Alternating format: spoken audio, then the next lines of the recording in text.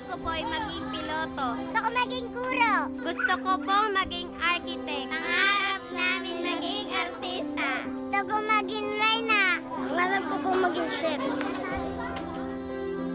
Every child has a dream, but not every child has the means to fulfill those dreams. In the words of Nelson Mandela, education is the most powerful weapon you can use to change the world. That's why Real Life Foundation provides high school and university scholarships for poor but deserving Filipino youth. Education is the most effective way to lift someone out of poverty. According to the Asian Development Bank, for each additional level of schooling reached, the incidence of poverty falls. But sometimes, education alone is not enough, because every person also needs hope.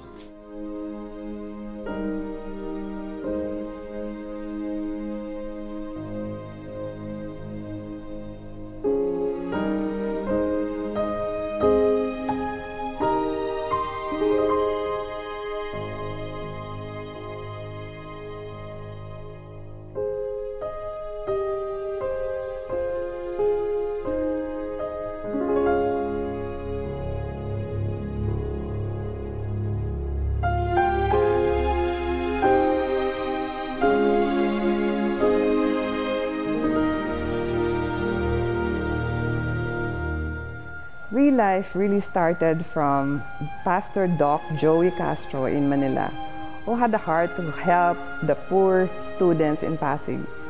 He was helping them with their scholarships until it became so big that he was able to convince Victory to put up an NGO, a real organization that will help scholars for the poor. So in 2006, Victory adopted it and organized the Real Life Foundation.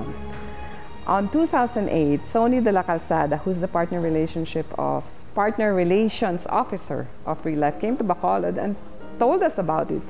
And the brochure just happened to fall in my hand, and I held it for about a year. On about April of 2009, Keng Hison came to me and says, "Weng, I've heard from the Lord that we should do something like a compassion ministry." That was it. For me, that was a confirmation. It was like it got birth. Everything else is history. In September 2009, we inaugurated Real Life in Bacolod. We held a launching in Sugarland Hotel, and we started with 4 scholars. 1 from Silay, 1 from Talisay, and 2 from Bacolod. Ako si Ren Mark Napoles. Nag-school ako subong sa Carlos Celado Memorial State College. Nakuha yung mga ideyang handong mga ka-eskwela sa scholar amo na kay siyempre wa man kami may igasto ma'am. Ang Real Life Scholar gali dako gyud nakabulig sa akon, hindi lang para sa akon kundi sa akon nga pamilya. So ay pa ang Real Life ati antos kami nganto sa pagpa-eskwela kay Twans. Tanan nga ideya maideyahan namon nga para makalakat sa eskwelahan. Sa amon nga generation, sa mga young generations, dira gid ma-start ang dira gid magahalin ang good leaders. Sang wala pa ang Real Life, siyempre kabulay. Naglain na ang buot ko kay mama, sung na kay nang ging pabayaan niya kami tapos nang limpili pablang iba niya ang iba niya pamilya kay sa amon. Na kasulog sa Real Life mutog sa amon nga mentoring classes natunan ko nga amo nagalibisan kadako ang sala sang tao sa imo, dapat magpatawad ka gid.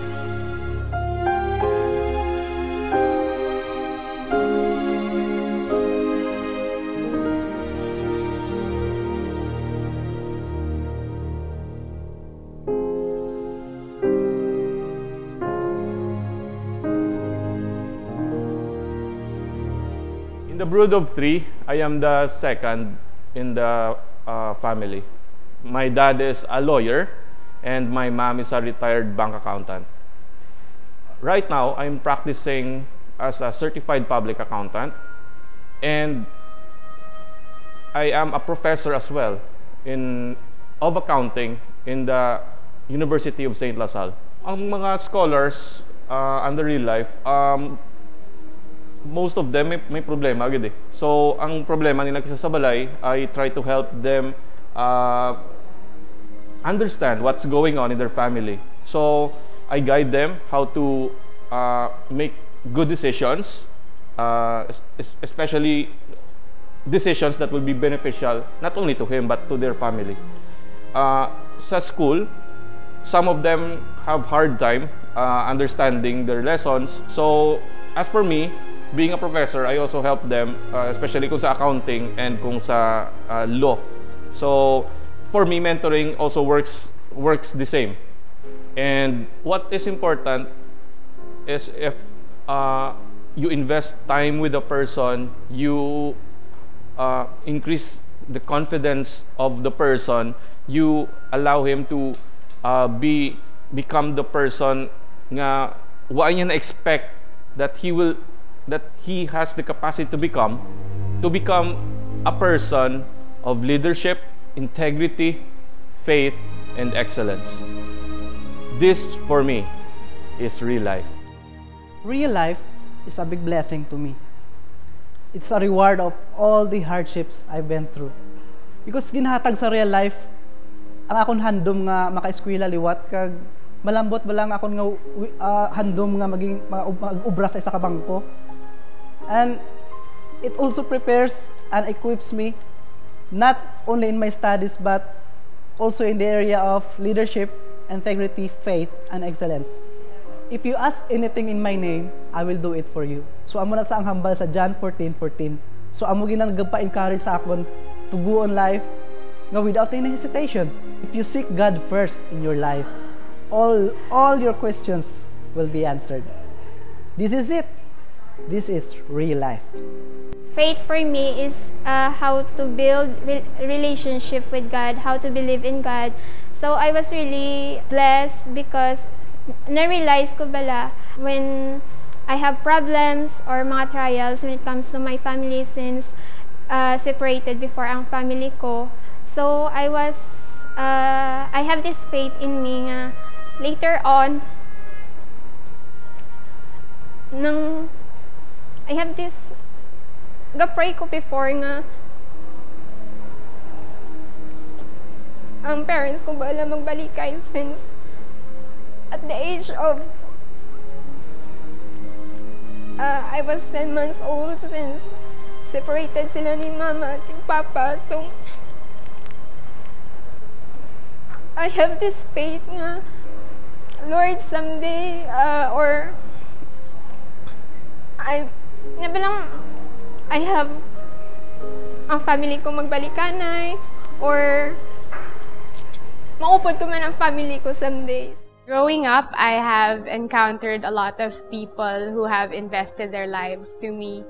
They have mentored me and, you know, they were accountable to my own being. So in the same way as I have gotten it from other people, I have also passed this to other kids, especially to teenagers. So one of the things that I really do mostly is mentoring and teaching other kids about life, about how to get on with things, especially when dealing with the difficult stuff. You know, the teenagers of today, they don't usually get this, you know, straight from their parents.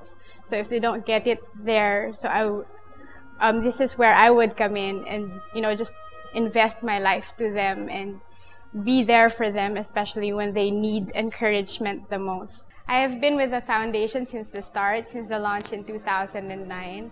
And the journey from that year to this year has been remarkable.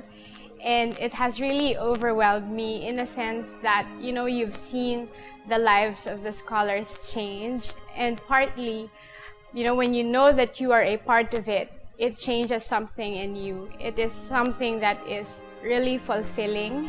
You know, no money can pay for it. You know, it's just something inside you when you see a person grow in his walk or in his life. It is something that is, I don't know, it's just a really great feeling to be able to be a part of that and an instrument of that. After everything I've been through, losing both of my parents at such an early age and living away from my siblings, being in this foundation has filled in the void in my heart, and it has actually created a different set of family that I could definitely call my own. For me, this is real life. I'm really thankful nga through mentoring and life skills, I also shared what I've learned to those lessons. I'm very much thankful to God because He really blessed me, and also I'm now a blessing to others. I am real life.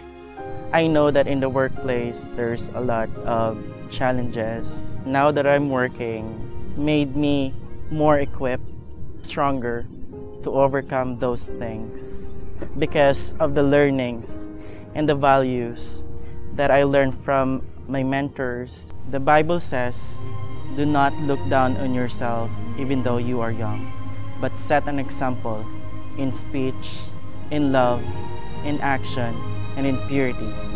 With this, I am equipped and prepared for the real world. This is real life. I started as a life coach in Real Life Foundation because I also believe that a scholar needs a person who will guide him or her, who will direct them and even discipline them in every area of their lives. And aside from that, we believe that being an achiever is not enough. They need to have a good character in dealing in every aspect of their lives. So we have this life mentoring, or we call this as a life coaching program, every other week that we are actually doing with our selected mentors and trusted mentors that we have, teachers for the life program, which is the leadership, integrity, faith, and excellence.